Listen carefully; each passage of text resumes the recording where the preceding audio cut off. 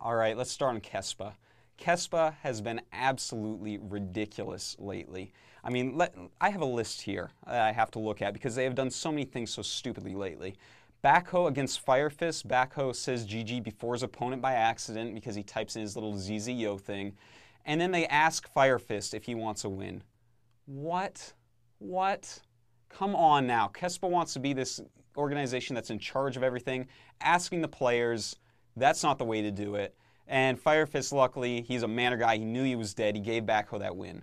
Okay, it was like kind of a weird situation. We're like, all right, I kind of understand that he said GG first. At least in the foreigner scene, that's very, very rude to do. So, I could live with that. But then the next thing happens. Ruby against Hoja, and Ruby doesn't type GG right, so he gets a forfeit loss instead of a regular loss? What? You don't type GG right? That's just silly, okay? But, I could have lived if those were the only two things that Kespa did. But no. Then Leta against Cal. Oh my God. Leta is playing Cal, and he gets disqualified for typing anything during the game when his monitor goes off? What? Your monitor goes off, your monitor fails, and you type too many P's, and you get disqualified from a real game? Who thought of this? Who is in charge here? This is the most ridiculous thing that I have ever seen coming out of Kespa. Who made this decision? Whoever did needs to be beaten in the street with a stick, because this is the stupidest thing ever, okay? Your monitor dies, and you get disqualified because you typed one too many P's or something like that? That's insane. And then we have Go Rush against Backhoe. And the first game, Go Rush types GG with Korean font on. And let me tell you, on a Korean keyboard, there are two keys that will turn you to Korean font. The bottom right Alt and the bottom right Korean key. So the fact that he has Korean on, especially considering you type in Korean to get your ID in there, that's reasonable, If you type GG and it comes up as the H-sounding Korean word, that's what that is on the keyboard for a Korean. And then he got a forfeit loss because of that. And then into the next game, to make sure he didn't have it on, he was checking and accidentally hit enter. Okay, you're a little bit flustered. You're playing OSL on stage, and you're checking that. And, you have to, maybe his drone has come up. He has to make a new drone. His minerals are coming right up to 50. And he needs to do that real quick. And he accidentally hits enter. And before anything happens, one single A goes on the screen, and Go Rush is kicked out of OSL. Ooh, why is Kespa running these things if they're going to make decisions like this? I mean, come on. And that wasn't even the last thing that's happened.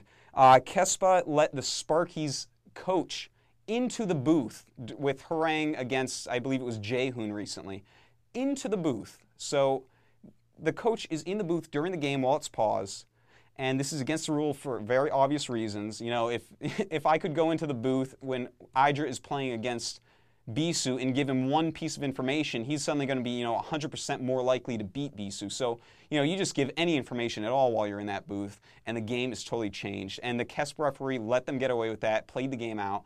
I mean, Kespa clearly doesn't know what they're doing at this point.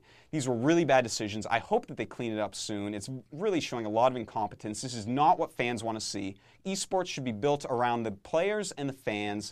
The players don't want to win games like this. The fans don't want to watch games like this. Kespa is losing sight of what they're supposed to be there for, and that's too bad. But you know what? They are not the only ones that are losing sight of what's going on. WCG USA, I'm sure everyone followed the drama a while back. There was some bad feelings going back and forth on the boards, and WCG USA is never known for being run well. That is for certain, and this year is no exception to that, unfortunately. We already know a lot about all these little problems with the game on launcher, the little flame wars going on the Team Liquid forums between, Laurent and In Control and on Day 9 and all that stuff. But, the WCG US Open, or I think it's called US Invitational now, a much better name for it, took place this past weekend. And, I have to say first, congratulations to In Control. He destroyed it, went 3-0, beat everyone up. Great to see that he is back in shape, one of my favorite players from USA. And congratulations also to Louder. It's great to see such an old guy doing so well for qualifying. But this event wasn't really run right. You know, I like Laurent personally in real life. I've met him many times, but I really feel that he dropped the ball in this tournament because if you look at it, there was a three-way tie for second place, and all the players went 1 and 2. And, you know, there's 3 hours left at this point, yet they decided to give it to Lauder because he won 1 extra game. And, you know, that's not really fair because different people have different playing styles, and unless you announce that ahead of time, I mean, there's no way to really justify it. But even so, I mean, if you have a very safe and conservative style where you just try to get to a long game and outplay your opponent, you're much more likely to go 1 and 2, or 2 and 1 rather, drop a game there, than someone like G5 who's just like trying to kill you constantly all game long. He's much more likely to go for the 2 and 0. You know, it's when you play a lot of long games, a more conservative player is more likely to win. But anyways, you know, with 3 hours left, it's very easy to replay a couple best of threes. That's probably all it would have taken. You know, they could have, anything would have been better than just giving the spot to someone who had arbitrarily won 1 extra game in a best of 3. You know, that can happen for any number of reasons, pure luck things. You know, build 2 gateways in the center of the map 3 games in a row. You're going to pick up one of those games, you know, so that's not a very good choice. It's too bad to see that that's the way it went.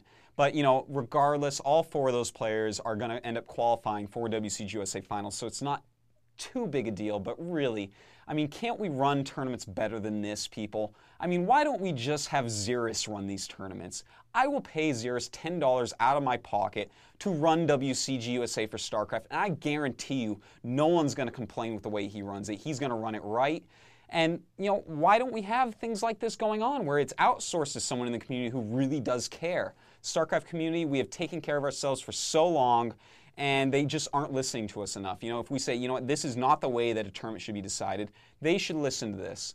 You know, that's important. We know the way it's going, not them. But, you know, what can I say on that? So let's talk about some other things that are going on.